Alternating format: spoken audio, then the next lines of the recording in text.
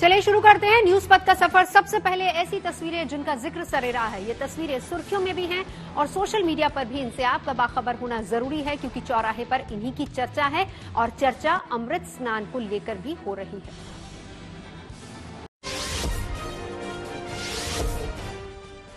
मौनी अमावस्या पर बुधवार को होने वाले स्नान को लेकर प्रयागराज महाकुंभ में तैयारियां पूरी कर ली गईं। एक अनुमान है कि इस दौरान करीब 15 करोड़ लोग अमृत स्नान करेंगे। मान्यता है कि मौनी अमावस्या को पितृ धरती पर आते हैं और इस दौरान महाकुंभ में संगम में स्नान के साथ पितरों का तर्पण और दान करने से पितृदोष से मुक्ति मिलती है। इसलिए कुंभ के सभी अमृत स्नानों में मौनी अमावस्या को बेहद खास माना गया है। उदय तिथि के हिसाब से बुधवार को मौनी अमावस्या पर यह अमृत स्नान होगा।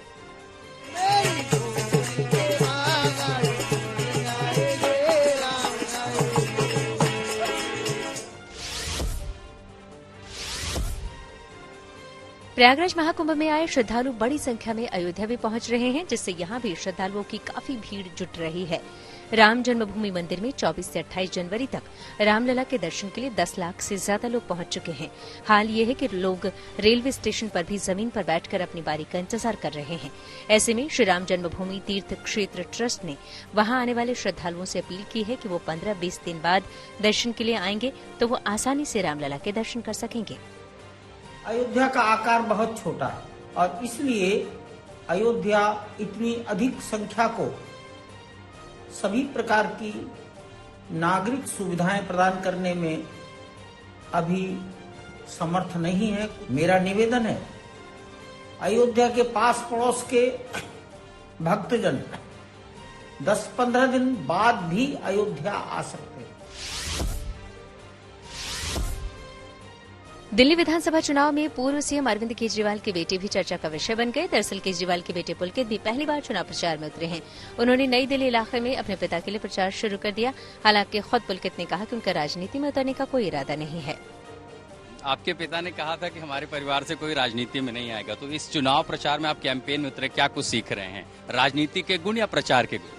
नहीं, राजनीति में तो कोई नहीं आएगा। पापा की सीट है, पापा को पूरी दिल्ली में करना होता है, इसलिए हम जो फैमिली है थोड़ा इस सीट पर कर लेते हैं। बाकी नई दिल्ली हमेशा से एक परिवार रहा है। दीदी और मम्मी ने पहले भी यहाँ पे कैंपेनिंग करी है। आपके लिए पहला एक्सपीरियंस है? मेरे लिए पहला है। इससे पिछले वाले चुनाव में मेरी पढ़ाई चल रही थी तो तब मैं टाइम नहीं दे पाया था, तो इस बार पापा ने कहा कि आप भी जाओ, थोड़ा परिवार से मिलो।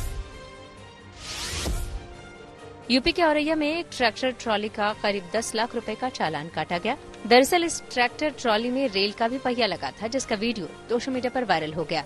ऐसे में परिवहन विभाग ने इस ट्रैक्टर ट्रॉली को पकड़ा और फिर जांच की। परिवहन विभाग के मुताबिक रेल का पहिया सड़क के लिए खतरनाक होता है और इससे हादसे भी हो सकते हैं, लिहाजा ये कार्रवाई की गई।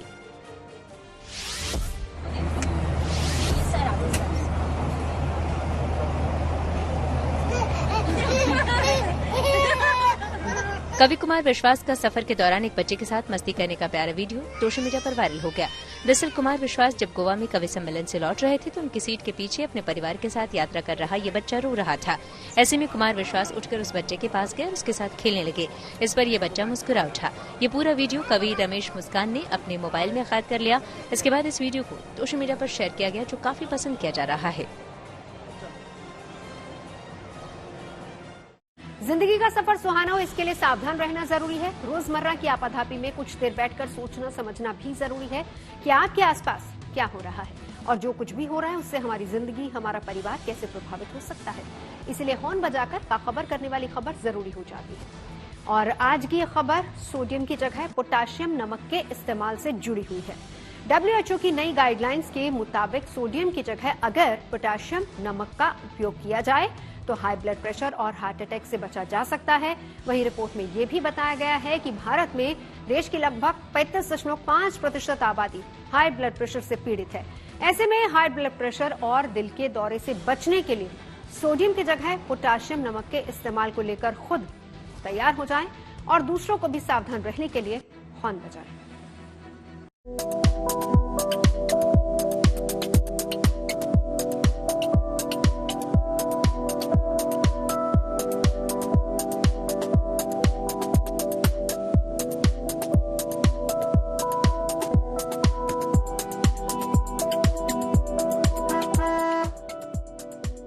किसी को खाने में हल्का नमक चाहिए तो किसी को तेज, लेकिन बिना नमक तो खाना खाया ही नहीं जा सकता।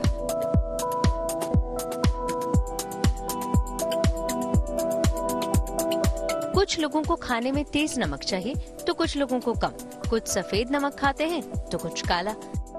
अमूमन हम लोग आयोडीन के लिए सफेद नमक का सेवन हमेशा से करते आ रहे हैं।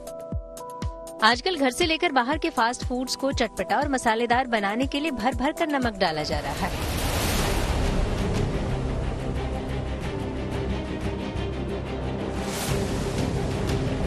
लेकिन क्या आपको पता है कि सफेद नमक असल में स्वास्थ्य के लिए हानिकारक है? WHO ने बताया कि अगर इंसान 5 ग्राम प्रतिदिन से ज्यादा सफेद नमक खाता है तो इससे ब्लड प्रेशर, हार्ट डिजीज और किडनी से जुड़े रोगों का खतरा बढ़ जाता है। लिहाजा हाल ही में नमक को लेकर वर्ल्ड हेल्थ ऑर्गेनाइजेशन ने चेतावनी जारी की। WHO की नई रिपोर्ट के मुताबिक सोडियम की जगह पोटेशियम नमक का उपयोग करने से हाई ब्लड प्रेशर और दिल के दौरे से बचा जा सकता है। ऐसे में सवाल है कि क्या साधारण नमक की जगह के सॉल्ट यानी पोटेशियम क्लोराइड का इस्तेमाल करने से ब्लड प्रेशर ठीक रहता है और दिल की बीमारियों का जोखिम कम रहता है?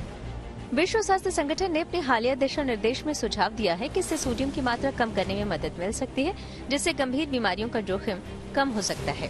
हालांकि इस रिपोर्ट को आखिरी निष्कर्ष नहीं कहा जा सकता, फिर भी कई सकारात्मक संकेत जरूर मिलते हैं। वो ये कि स्वाद से समझौता किए बिना खाद्य पदार्थों में सोडियम की मात्रा को लगभग 30% तक कम कर सकता है।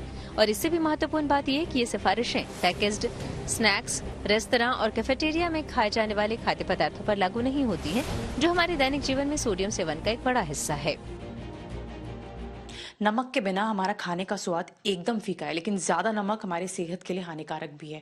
उसी को देखते हुए WHO ने आज एक नई गाइडलाइन जो है वो जारी की गई है, जिसमें कहा गया है कि सोडियम व्हाइट सॉल्ट को अगर हम पोटेशियम के साथ रिप्लेस करें तो उससे जितनी भी बीपी की समस्या है और हार्ट डिजीज की समस्या है वो थोड़ी कम हो सकती है। ज्यादा जानकारी के लिए हमारे साथ इस वक्त मौजूद है कार्डियोलॉजिस्ट डॉक्टर रजत मोहन जी। सर, सबसे पहला तो सवाल ये कि रिप्लेस अगर हम करते हैं तो रिस्क फैक्टर कम होगा या फिर टोटली निजात मिलने के चांसेस है? नहीं, टोटली निजात मिलने का तो कोई चांस नहीं होता। रिस्क फैक्टर्स जो है वो कम हो जाते हैं कि ब्लड प्रेशर की समस्या, जो ब्लड प्रेशर के अंदर थोड़ा गिरावट आ जाती है, उसी तरीके से हार्ट की प्रॉब्लम्स भी जो होती हैं वो भी जो है थोड़ी कम हो जाती हैं। और जो कि पैरालिटिक स्ट्रोक्स हैं, जिसके अंदर ब्लड प्रेशर का ज्यादा होना बहुत बड़ा कारण होता है, वो भी कम हो जाता है। तो इंडिया के अंदर एज सच अराउंड 40% या 35 से 40% लोग जो हैं वो ब्लड प्रेशर के मरीज होते हैं। WHO की रिपोर्ट के मुताबिक भारत में देश के लगभग 35.5% आबादी हाई ब्लड प्रेशर से पीड़ित है। ऐसे में बड़ा सवाल ये है कि आखिर ये के सॉल्ट क्या है, जिसका इस्तेमाल करने के लिए विश्व स्वास्थ्य संगठन ने रिपोर्ट जारी की है। सामान्य टेबल सॉल्ट में सोडियम क्लोराइड होता है। के सॉल्ट यानी पोटेशियम क्लोराइड का इस्तेमाल सोडियम क्लोराइड की जगह करते हैं। इस बात के पर्याप्त सबूत मौजूद हैं कि पोटेशियम की खपत बढ़ाने से ब्लड प्रेशर में काफी कमी आ सकती है। पोटेशियम का सेवन मुख्य रूप से बीन्स, मटर, नट्स, पालक और गोभी जैसे सब्जियों और केले और पपीता जैसे फलों से होता है। WHO ने जो गाइडलाइंस दी हैं, जिसके अंदर जो है अगर आप सोडियम को पोटेशियम से सब्स्टिट्यूट करते हैं तो उससे देखा गया है कि ब्लड प्रेशर के अंदर कुछ उसकी सिस्टोलिक जो कि ऊपर वाला ब्लड प्रेशर होता है, डायस्टोलिक जो नीचे वाला होता है, दोनों के अंदर थोड़ी गिरावट आ जाती है। अगर इतनी गिरावट से इसके अंदर देखा गया है कि जो स्ट्रोक्स हैं, जिसको हम पैरालिटिक स्ट्रोक्स बोलते हैं, उसके अंदर करीबन 10% की कमी आ जाती है। और जो कि हार्ट की बीमारियां हैं उसके अंदर करीबन 20-25% की कमी आ जाती है। तो ये बहुत बड़ी मात्रा है और इसके अंदर पूरा अच्छा विचार करना चाहिए। कोई बहुत ज्यादा कंक्लूसिव एविडेंस नहीं है, लेकिन तब भी कुछ रिपोर्ट्स हैं जो कि ये दिखाती हैं कि इसको करने से उसके अंदर फायदा हो जाता है। ऐसे में सवाल ये भी है कि विश्व स्वास्थ्य संगठन की नई गाइडलाइन पोटेशियम नमक को लेकर क्या कहती है। WHO की गाइडलाइन सोडियम सेवन को प्रतिदिन 2 ग्राम से कम करने पर जोर देता है, जो लगभग 5 ग्राम नमक के बराबर है। दूसरा, ये टेबल सॉल्ट से दूर रहने की सलाह देता है, क्योंकि ये सोडियम सेवन को कम करने के अच्छे तरीकों में से एक है। और तीसरा, दिशा निर्देश में टेबल सॉल्ट को आंशिक रूप से पोटेशियम से बदलने के लिए कहता है। ऐसे में सवाल ये भी है कि नमक कैसे बनता है, तो जवाब है कि नमक 2 चीजों से बनता है, सोडियम और पोटेशियम। विश्व स्वास्थ्य संगठन के मुताबिक हम जो नमक खाते हैं उसमें अक्सर सोडियम की मात्रा बहुत ज्यादा होती है, जबकि पोटेशियम की मात्रा बहुत कम होती है। दुनिया भर में सोडियम की मात्रा का ज्यादा सेवन करने के कारण लाखों लोग ब्लड प्रेशर के शिकार हो जाते हैं और इन पर हमेशा हार्ट अटैक और स्ट्रोक का खतरा रहता है। WHO के मुताबिक ज्यादातर लोग 9 से 12 ग्राम तक नमक का सेवन रोजाना करते हैं, जिसके कारण दुनिया भर में ब्लड प्रेशर के मरीजों की संख्या बढ़ रही है। सॉल्ट हर एक चीज में है। हम जो नॉर्मल खाना भी खाते हैं और आजकल की जनरेशन बाहर इतना ज्यादा खाना खाती है और बाहर तो अलग ही मात्रा में जो है सॉल्ट होता है। ग्राम की बात करूं तो कितना सोडियम जो है दिन में इंटेक करना चाहिए, कितना से ज्यादा हानिकारक हो जाता है?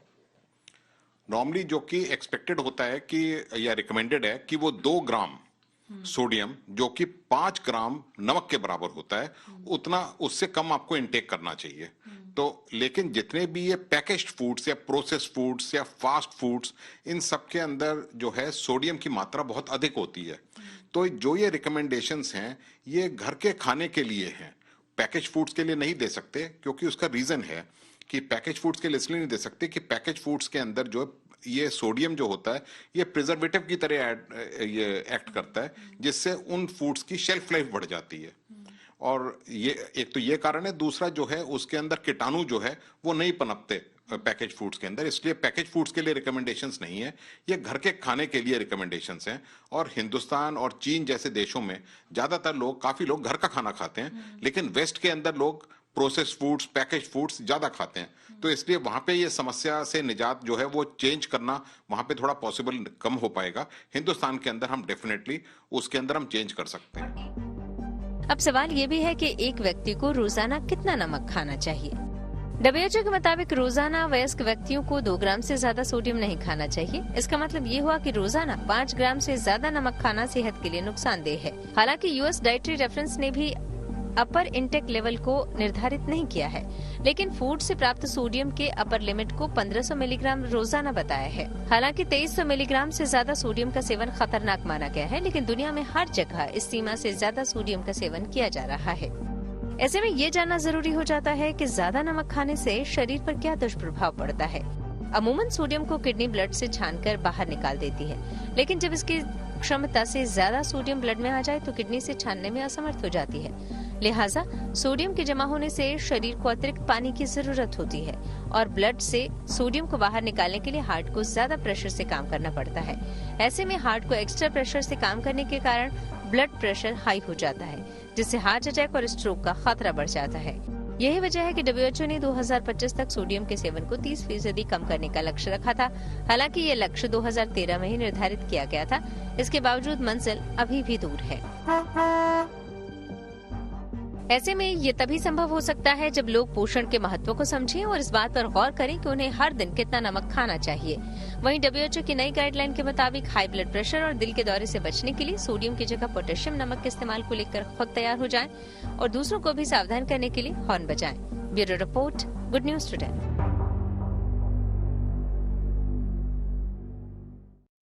सैफ अली खान पर हमले के मामले में मुंबई पुलिस का बयान, सही आरोपी की गिरफ्तारी करने का दावा। फिंगरप्रिंट रिपोर्ट का है इंतजार। चलते हैं न्यूज एक्सप्रेसवे पर, जहां देश भर की कुछ और जरूरी खबरें मौजूद हैं। संसद के बजट सत्र की शुरुआत 31 जनवरी से होगी। इस दौरान सबसे पहले राष्ट्रपति द्रौपदी मुर्मू का अभिभाषण होगा। इससे एक दिन पहले यानी गुरुवार को केंद्र सरकार ने सभी दलों की बैठक बुलाई है। वहीं फिर 1 फरवरी को आम बजट पेश किया जाएगा। इस बार संसद के बजट सत्र का पहला हिस्सा 13 फरवरी को खत्म होगा, फिर दूसरा हिस्सा 10 मार्च को शुरू होकर 4 अप्रैल तक चलेगा। दिल्ली विधानसभा चुनाव के बीच AIMIM के उम्मीदवार ताहिर हुसैन को बड़ी राहत मिली। दरअसल सुप्रीम कोर्ट ने ताहिर को 29 जनवरी से 3 फरवरी तक प्रचार की इजाजत दे दी। हालांकि पूर्व पार्षद ताहिर हुसैन की कस्टडी पैरोल में कई शर्तें भी लगाई गई हैं। जेल से ही सुबह 6 बजे चुनाव प्रचार के लिए अपने विधानसभा क्षेत्र जाना होगा और फिर प्रचार के बाद शाम को 6 बजे वापस जेल लौटना होगा। इस दौरान पुलिस सुरक्षा और जेल वैन का खर्च खुद ताहिर को उठाना होगा। इसके अलावा ताहिर पर अपने घर जाने की भी पाबंदी होगी। विदेश मंत्री एस जयशंकर ने अबुधाबी में रायसीना मिडिल ईस्ट कार्यक्रम में हिस्सा लिया। इस दौरान उन्होंने खाड़ी देशों के साथ भारत के मजबूत होते रिश्तों और बढ़ते व्यापार का जिक्र किया। अपने दौरे में जयशंकर ने अबुधाबी के क्राउन प्रिंस से भी मुलाकात की। मुंबई के सिद्धिविनायक मंदिर में श्रद्धालुओं के लिए ड्रेस कोड लागू कर दिया गया। अब मंदिर में वही भक्त जा सकेंगे जो भारतीय परंपरा के अनुरूप पारंपरिक पोशाक पहनेंगे। मंदिर प्रशासन ने ये फैसला लिया।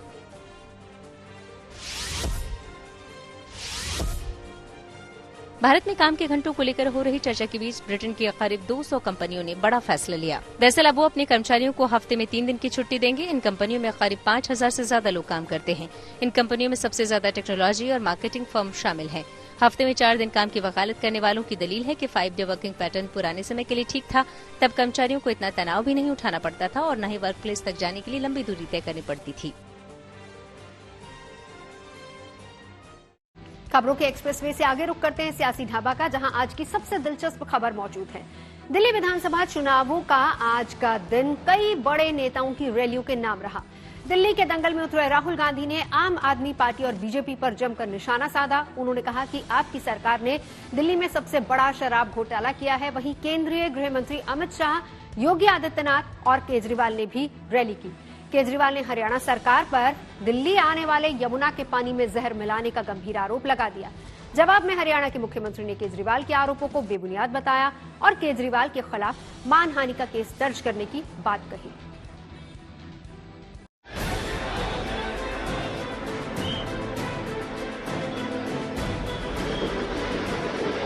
भारत माता की।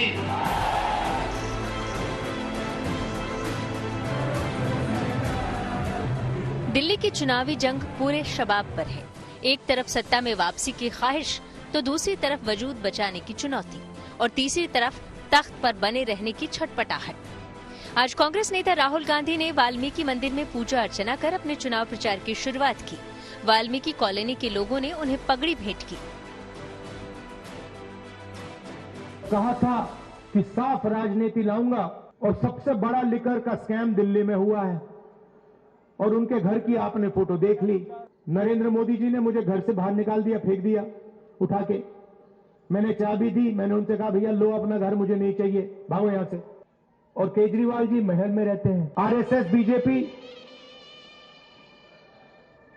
जो भाई को भाई से लड़ाते हैं, एक धर्म को दूसरे धर्म से, एक जात को दूसरी जात से, और बीच में केजरीवाल जी जो भी मन में आता है कह देते हैं। दिल्ली के सियासी पानी में आज जहर भी घुला। अरविंद केजरीवाल ने आज फिर हरियाणा सरकार पर दिल्ली में जहरीला पानी भेजने का आरोप लगाकर बड़ा दांव खेल दिया। जवाब हरियाणा के मुख्यमंत्री नायब सिंह सैनी की ओर से आया। गंदा पानी, जहर वाला पानी अगर जनता को पिलाओगे, मेरे को डरा रहे हैं केस कर देंगे, कर दो केस। केस करने में कोई कसर छोड़ रखी है तुम लोगों ने? जेल भेज दिया, फांसी पे चढ़ाओगे मेरे को? कर दो केस। तुम जनता को मारोगे क्या? दिल्ली की जनता को तुम जहर का पानी मिलाओगे और केजरीवाल आवाज उठाएगा तो डराओगे कि केस कर देंगे? कर दो केस। लेकिन दिल्ली की जनता को मरने नहीं दूंगा मैं। जहर का पानी नहीं पिलाऊंगा मैं दिल्ली की जनता को। ये भारतीय जनता पार्टी अपनी गंदी राजनीति से बाज आए। दिल्ली के पूर्व मुख्यमंत्री अरविंद केजरीवाल ने आज एक बार फिर साबित किया कि घटिया और झूठ की राजनीति करने के मामले में उनका कोई सानी नहीं है। उन्होंने हरियाणा पर जो बेबुनियाद, शर्मनाक, मनगढ़ंत और झूठे आरोप लगाए हैं, उससे केजरीवाल ने आज उस माटी का अपमान किया जहां वो पैदा हुए हैं। हरियाणा के लोग यमुना को एक पवित्र नदी मानते हैं और इसकी पूजा करते हैं। हरियाणा के लोग भला नदी के पानी में जहर क्यों मिलाएंगे? केजरीवाल लगातार 2 दिनों से हरियाणा सरकार पर यमुना में जहर घोलने का आरोप लगाते आ रहे हैं। अब कांग्रेस भी केजरीवाल को झूठा बता रही है। कांग्रेस कह रही है कि केजरीवाल जब अपने वादे पूरे नहीं कर पाते तो इसके लिए दूसरों को जिम्मेदार ठहराते हैं। उनके खिलाफ कार्रवाई होनी चाहिए। हमने भी कल कहा था कि या तो इसका सबूत दे आम आदमी पार्टी या फिर उसके ऊपर जो है कानूनी कुछ न कुछ कार्रवाई होनी चाहिए। कल खुद दिल्ली जल बोर्ड के सीईओ का बयान आया कि ऐसा कोई नहीं है, इसमें कोई तथ्य नहीं है और हमारा पूर्व मुख्यमंत्री झूठ बोल रहा है। मुझे ये लगता है ये बहुत ही गंभीर आरोप है। आप किसी सरकार पर अगर नरसंहार का अगर आप आरोप लगाते हैं, ये बहुत गंभीर है। मुझे लगता है इतना गंभीर आरोप आज तक किसी सरकार पर किसी व्यक्ति ने हिंदुस्तान के इतिहास में नहीं लगाया है। मुझे समझ में नहीं आ रहा है इस पर कार्रवाई क्यों नहीं हो रही है। मुझे लगता है इस पर एकदम आम आदमी पार्टी का हर कैंपेन बंद करना चाहिए और इसकी पूरी की पूरी लीडरशिप को हरियाणा पुलिस को केस करके गिरफ्तार करना चाहिए। दिल्ली के चुनाव में इंडिया यूनाइटेड डेमोक्रेटिक फ्रंट यानी AIUDF के अध्यक्ष बदरुद्दीन अजमल की एंट्री से राजनीति गर्मा गई है। बदरुद्दीन बांग्लादेशी घुसपैठियों के समर्थन के चलते विवादों में रहते आए हैं। अब अजमल ने सेक्युलर ताकतों से दिल्ली के चुनाव में केजरीवाल की आम आदमी पार्टी का समर्थन करने की अपील कर दी है, जिसके बाद आम आदमी पार्टी पर हमलों की बौछार होने लगी है। बदरुद्दीन अजमल की पार्टी AIUDF बांग्लादेशी घुसपैठियों की समर्थक पार्टी मानी जाती है। उन बदरुद्दीन अजमल का सीधे अखिलेश यादव और आम आदमी पार्टी को सपोर्ट करने का आह्वान करना दिखाता है कि अब दूध का दूध पानी का पानी हो गया है। बांग्लादेशी घुसपैठियों के सहारे जो चुनाव जीतने का ख्वाब आम आदमी पार्टी पाल रही थी और इसीलिए ये फर्जी वोट बनवाना, उनको साथ में रखना, अब ये पर्दे के पीछे का खेल पर्दे के सामने आ गया है। बांग्लादेश से लोग आए, वो बॉर्डर क्रॉस करके आए, बॉर्डर क्रॉस करके वो देश में घुसे, फिर बिहार क्रॉस किया, उत्तर प्रदेश क्रॉस किया, वहां पे भी इनकी 10 साल से उनकी सरकार है। तो ये दोष तो भारतीय जनता पार्टी की केंद्र सरकार, बिहार की भारतीय जनता पार्टी की सरकार, उत्तर प्रदेश की भारतीय जनता पार्टी की सरकार का होना चाहिए। उन लोगों ने क्यों इतने सारे बांग्लादेशी लाने दिए? दूसरी बात, वहां की बांग्लादेश की प्रधानमंत्री जिनके रहते हुए इतने सारे इलीगल माइग्रेंट अगर आए हैं, तो उस बांग्लादेशी प्रधानमंत्री को बिरयानी क्यों खिलाई जा रही है हमारे देश में? दिल्ली की सियासत में हरियाणा से एक और कनेक्शन ढूंढा गया है। डेरा सच्चा सौदा प्रमुख राम रहीम को 30 दिन की पैरोल मिली। आज वो रोहतक की सुनारिया जेल से निकले तो सियासत शुरू हो गई। आरोप लग रहे हैं कि दिल्ली में विधानसभा चुनाव पर असर डालने के लिए हरियाणा में राम रहीम को पैरोल पर छोड़ा गया है। वैसे आंकड़ों पर गौर करें तो राम रहीम को 12वीं बार पैरोल पर छोड़ा गया है। देखिए, पैरोल के अपने कायदे हैं और सरकार उसी के तहत वो काम करती है। किसी को भी ऐसी वो नहीं मिल सकती है। ये बेहद आपत्तिजनक है। ये अक्यूज नहीं है, ये गिल्टी फाइंड किया है, ये कॉन्विक्ट है लाइफ इम्प्रिजनमेंट का। और अभी हरियाणा सरकार ऐसे अपराधी को, एक कॉन्विक्ट को दिल्ली चुनाव पर प्रभाव डालने के लिए उसको पैरोल पर छोड़ रहे हैं। दिल्ली का चुनाव नाक का सवाल बना है। गद्दी बचाने से लेकर गद्दी पाने की होड़ में हर तरह के दांव आजमाए जा रहे हैं। नेताओं को पता है कि चुनाव में आरोप लगाना आसान होता है। जब तक उसका सच सामने आता है तब तक चुनाव निपट चुका होता है। उन आरोपों का असर ईवीएम में कैद हो चुका होता है। इसलिए चुनावों के आसपास एकाएक आरोपों और बयानों की इतनी बाढ़ आती है जितनी पूरे 5 साल नहीं दिखती। Bureau report, good news today. News पथ पर आगे धन बाजार, जहां शेयर बाजार से लेकर कारोबार तक की सभी अहम खबरें मौजूद है और इसका सीधा रिश्ता आपकी आमदनी और जेब से है। तेज रफ्तार खबरों के बीच ये जरूरी खबरें छूट न जाए, इसलिए चलिए धन बाजार की खबर ले आए।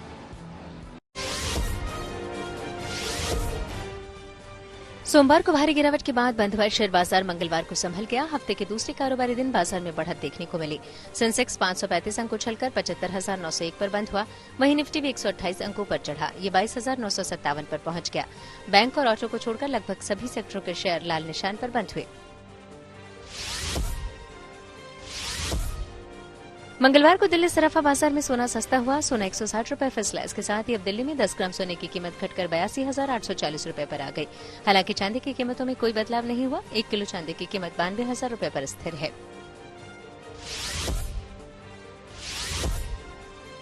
मंगलवार को डॉलर के मुकाबले रुपया फिसल गया। इसमें 22 पैसे की गिरावट आई। इस तरह 1 डॉलर के मुकाबले रुपए की कीमत 86 रुपए 53 पैसे हो गई। पीएम मोदी ने देश में बढ़ते लाइव म्यूजिक कॉन्सर्ट के चलन को लेकर बड़ी बात कही। उन्होंने इसे आर्थिक तरक्की के लिए नई संभावना बताया और राज्य सरकारों को इसके लिए जरूरी इंफ्रास्ट्रक्चर और कलाकारों को बढ़ावा देने पर फोकस करने को कहा। पीएम मोदी ने कहा कि इससे न सिर्फ पर्यटन उद्योग को लाभ मिलता है बल्कि रोजगार के अवसर भी बढ़ते हैं। उन्होंने हाल ही में मुंबई और अहमदाबाद में संपन्न हुए ब्रिटिश म्यूजिक बैंड कोल्डप्ले के लाइव कॉन्सर्ट का जिक्र करते हुए कहा कि भारत में लाइव कॉन्सर्ट की अपार संभावनाएं हैं। इससे पहले सिंगर दिलजीत दोसांझ ने भी लाइव कॉन्सर्ट के लिए बुनियादी सुविधाओं को बेहतर करने की मांग की थी। मुंबई और अहमदाबाद में हुए कोल्डप्ले कॉन्सर्ट की शानदार तस्वीरें देखी होगी। ये इस बात का प्रमाण है कि लाइव कॉन्सर्ट्स के लिए भारत में कितना स्कोप है। ऑडी इंडिया ने अपनी नई car Audi RS Q8 performance के लिए बुकिंग शुरू कर दी। इसे ऑडी इंडिया की वेबसाइट www.audi.in और माई ऑडी कनेक्ट ऐप पर 5 लाख की टोकन मनी के साथ बुक किया जा सकता है। हालांकि अभी इसकी लॉन्चिंग डेट के बारे में कोई खुलासा नहीं हुआ है। माना जा रहा है कि कंपनी इसे अगले महीने भारतीय बाजार में लॉन्च कर सकती है। देश के बड़े कारोबारी और महिंद्रा एंड महिंद्रा कंपनी के चेयरमैन आनंद महिंद्रा ने पैरा एथलीट शीतल देवी से किया अपना वादा पूरा कर दिया। उन्होंने शीतल देवी को एक नई Mahindra Scorpio N car gift की। इस दौरान वो उनके घर पर शीतल के पूरे परिवार से मिले। वहीं शीतल देवी ने भी इस उपहार के बदले आनंद महिंद्रा को एक खास तोहफा दिया। शीतल ने उन्हें अपना एक तीर उन्हें निशानी के तौर पर भेंट किया। इसकी तस्वीरें भी उन्होंने सोशल मीडिया पर शेयर की हैं। साल 2023 में पैरालंपिक में शानदार परफॉर्मेंस के लिए उन्होंने शीतल देवी को महिंद्रा की कोई भी कार चुनने का ऑफर दिया था, लेकिन शीतल ने ये कहकर मना किया था कि जब वो 18 साल की हो जाएंगी तब वो उनसे ये तोहफा लेंगी। न्यूज पथ के सफर में अब सोशल अड्डा का रुख कर लेते हैं, जहां आज की बात होगी प्रयागराज में चल रहे महाकुंभ की। महाकुंभ में पावन स्नान के लिए देश ही नहीं बल्कि दुनिया भर से श्रद्धालु संगम नगरी का रुख कर रहे हैं। और जब बात अमृत स्नान की हो तो फिर उसका अपना अलग महत्व होता है। हजारों किलोमीटर दूर से भी लोग आस्था की डोर से बंधे खींचे चले आते हैं। इस धार्मिक यात्रा में बस, ट्रेन और निजी वाहनों के अलावा हवाई सफर का भी अहम रोल है। देश के तमाम बड़े मेट्रो शहरों से प्रयागराज तक का हवाई सफर बेतहाशा महंगा हो गया है।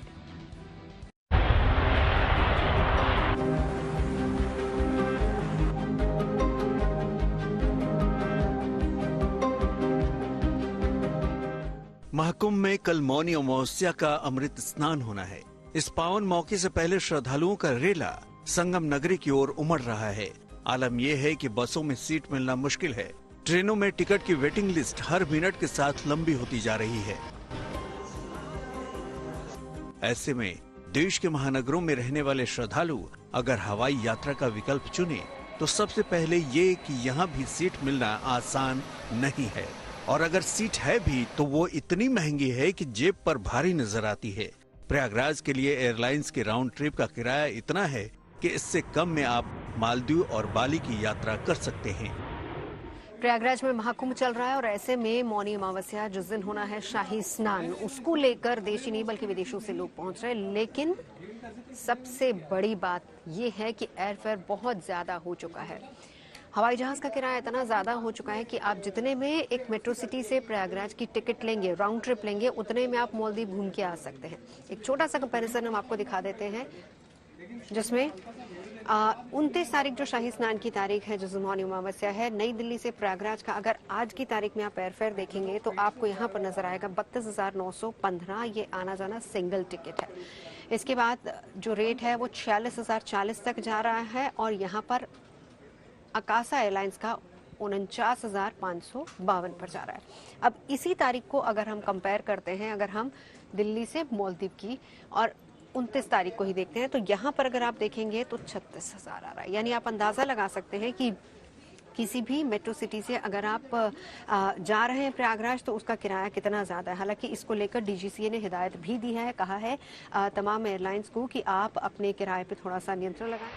एक अनुमान के मुताबिक दिल्ली से प्रयागराज की उड़ान टिकटों की दरों में 21% की बढ़ोतरी हुई है, जबकि मुंबई से प्रयागराज की उड़ानों का किराया 13% बढ़ा है। वहीं बेंगलुरु से प्रयागराज के बीच विमान के किराए में 89% का इजाफा हुआ है। इसके साथ ही अहमदाबाद से प्रयागराज की उड़ानों के किराए में 41% तक की उछाल देखी जा रही है। नवज्योत रंधावा के साथ bureau report, good news today. Prayagraj में चल रहे महाकुंभ में स्नान के लिए करोड़ों श्रद्धालु पहुंच रहे हैं और ऐसे में रेल, सड़क से लेकर हवाई यातायात की तमाम सुविधाएं मौजूद हैं, लेकिन ये भी कम पड़ गई है, जिसकी वजह से लोगों को ट्रेन और बसों में भारी भीड़ के साथ ही महंगा हवाई सफर तक करना पड़ रहा है। इस मुद्दे पर हमने कुछ लोगों से बात भी की और उनकी राय जाननी चाहिए। यहाँ पर आप आए हैं, किस तरह से आए हैं, कितनी दिक्कतें हुई हैं और यहाँ पर कितना जोश है माँ गंगा में और संगम में स्नान कर रहे हैं? पहले तो हम आना चाहते थे फ्लाइट से, बट फ्लाइट की जैसे टिकटें आपने बोली है वो 3 गुना हो चुकी है, 4 गुना हो चुकी है। ट्रेन का प्रोविजन नहीं हो पा रहा था, रिजर्वेशन नहीं हो पा रहा था। फिर हमारा खुद का व्हीकल लेकर हम यहाँ पे पहुँच गए हैं। 1400 किलोमीटर महाराष्ट्र से यहाँ तक आए, थाने से, और बहुत अच्छा हमारा जर्नी रहा यहाँ तक का। देख रहे हैं यहाँ पे प्रयोजन बहुत अच्छा किया है। योगी जी का बहुत बहुत धन्यवाद, बहुत अच्छा काम किया है। प्रयोजन बहुत बढ़िया रहा है और बहुत सारी जनता यहाँ पे आ रही है स्नान करने के लिए। हम हमारा खुद का प्राइवेट व्हीकल लेके आए हैं, वहाँ से गाड़ी से आए हैं। हमारी खुद की गाड़ी? खुद की गाड़ी। बहुत सुविधा अच्छी है, सब जगह जगह मिलिट्री तैनात है, पुलिस है, किसी को कुछ पता नहीं है, एड्रेस बता रहे हैं, सबकी हेल्प हो रही है। लेकिन दिक्कत ये हो रही है कि आना जाना थोड़ा बहुत लंबा हो रहा है। सुविधा अच्छी है, सब है। बिल्कुल आने जाने में समस्या हो रही है, गाड़ियां भी बंद हैं क्योंकि 2 पहिए वाहन भी बंद कर दिए गए हैं, पैदल ही आपको चलना होगा। लेकिन यहाँ पर व्यवस्था बनाने के लिए ऐसा किया गया है तो थोड़ी सी तकलीफ हो रही है? नहीं, थोड़ी सी हो रही है, लेकिन व्यवस्था बहुत अच्छी है, सब लोगों का काम भी अच्छा हो रहा है। हम अभी कल 20 से 25 किलोमीटर पैदल चले थे। हर घाट अलग अलग जगहों पे है, 2 घाट 3 घाट पूरा कर रहे हैं और अखाड़ा में भी तो बहुत लंबा उनका व्यवस्था है, इसलिए बहुत लंबा पैदल चलना पड़ रहा है। गाड़ी का प्रयोजन कम होने से, भीड़ ज्यादा होने से हम मान सकते हैं कि तकलीफ होने वाली है। सर व्यवस्थाएं बहुत अच्छी हैं, लेकिन यहाँ पर ये देखा जा रहा है कि हम लोग कल से करीब 20 किलोमीटर पैदल चले हैं। एक्चुअली ये जो एरिया है, मार्केट में तो भीड़ बहुत ज़्यादा नहीं है, लेकिन इस एरिया में बहुत ज़्यादा भीड़ है और रोड थोड़े से क्लियर नहीं है और लग रहा है कि थोड़ा सा ये टैक्सी वगैरह, ये जो ई रिक्शा वगैरह की व्यवस्था होती है प्रॉपर तरीके से वन बाई करके, तो ये बेहतर व्यवस्था होती है। ओवरऑल बिल्कुल श्रद्धालुओं के इस महाकुंभ में आकर काफी अच्छा लग रहा है। वो आकर आस्था की डुबकी लगा रहे हैं, लेकिन हालांकि थोड़ी सी परेशानी जरूर हो रही है क्योंकि रास्ता बंद है, डाइवर्जन किया गया है और जो आकर श्रद्धालु इस 144 साल बाद इस शुभ मुहूर्त को आकर यहाँ माँ गंगा में आकर आस्था की डुबकी लगा रहे हैं।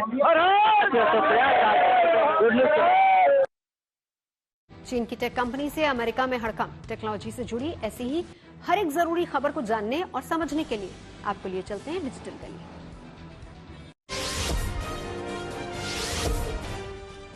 अमेरिका के लॉस एंजल्स में गूगल मैप से मिले संकेतों के बाद पुलिस और दूसरे स्थानीय विभागों में हड़कंप मच गया। दरअसल वहां कबाड़ का इस्तेमाल कर हेल्प और ट्रैफिको शब्द बड़े बड़े अक्षरों में लिखे गए। हेल्प का मतलब मदद से है तो ट्रैफिको के मायने मानव तस्करी से लगाए जा रहे हैं। इस बड़े संकेतों को गूगल मैप्स के जरिए आसानी से देखा जा सकता है।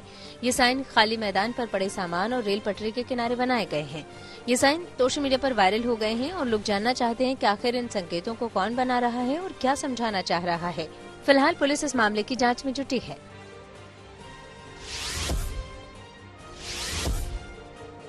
चीन की artificial intelligence company deep seek R1 की लॉन्चिंग का असर अब अमेरिका में दिखने लगा है। दरअसल अमेरिकी टेक कंपनी नवीडिया का शेयर करीब 16% तक लुढ़क गया। इतना ही नहीं, AI से जुड़ी दूसरी कंपनियों के शेयरों में भी कमजोरी दर्ज की गई। डीप सीक R1 काफी सस्ता है, जिसकी वजह से ये काफी तेजी से पसंद किया जा रहा है।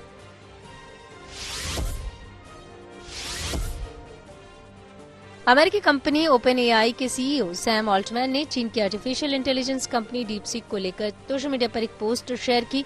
इसमें उन्होंने लिखा कि डीपसीक का R1 एक प्रभावशाली मॉडल है, खासकर उस कीमत के आसपास जो वो देने में सक्षम है। इसी पोस्ट में ऑल्टमैन ने भी बेहतर मॉडल पेश करने की बात कही।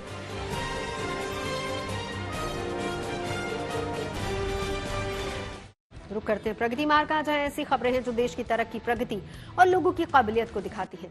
यहाँ आज हम आपको लिए चलेंगे छत्तीसगढ़ के उस गांव तक जहां आजादी के इतने सालों बाद पहली बार बिजली पहुंची है। छत्तीसगढ़ सरकार की नियात नेलानार योजना के तहत इस गांव तक बिजली पहुंचाई गई है।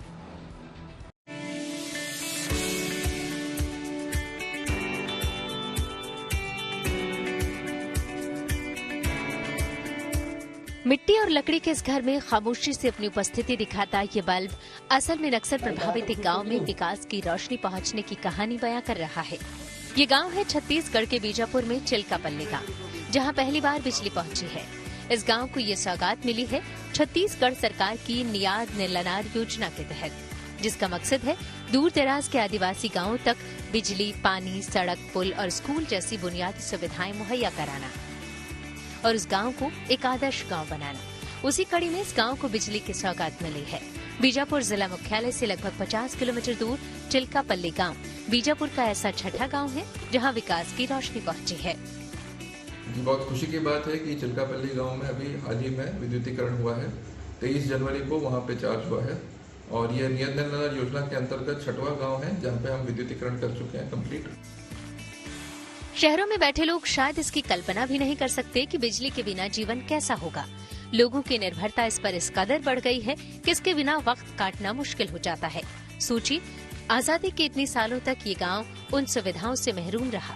सोचिए, इस गांव में बिजली का आना यहाँ के लोगों के लिए कितनी बड़ी बात है, एक सपने के सच होने जैसा। पहले बिजली नहीं था, पहले ऐसे आग से चिमनी से ऐसा जला के रहते थे। अभी तो लाइट आया, अच्छा है। खाना बनाने के लिए भी ठीक है, बच्चे लोगों के लिए भी, पढ़ाने के लिए रात में बाहर निकालने के लिए भी अभी उजाला है तो क्या डर लगेगा। मतलब गांव में खुशी है बिजली आया तो जी। तमाम बुनियादी सुविधाओं से वंचित इस गांव में पहली बार बल्ब की रोशनी है। पंखे चलेंगे, टीवी चलेगा। जिन छोटी छोटी सुविधाओं से ये अब तक महरूम थे, उन सब के लिए अब राहें खुलेंगी। Bureau report, good news today. और न्यूज पथ पर मेरे यानी नवजोत रंधावा के साथ अभी के लिए बस इतना ही। देश और दुनिया की तमाम अच्छी खबरों के लिए आप देखते रहिए गुड न्यूज टुडे।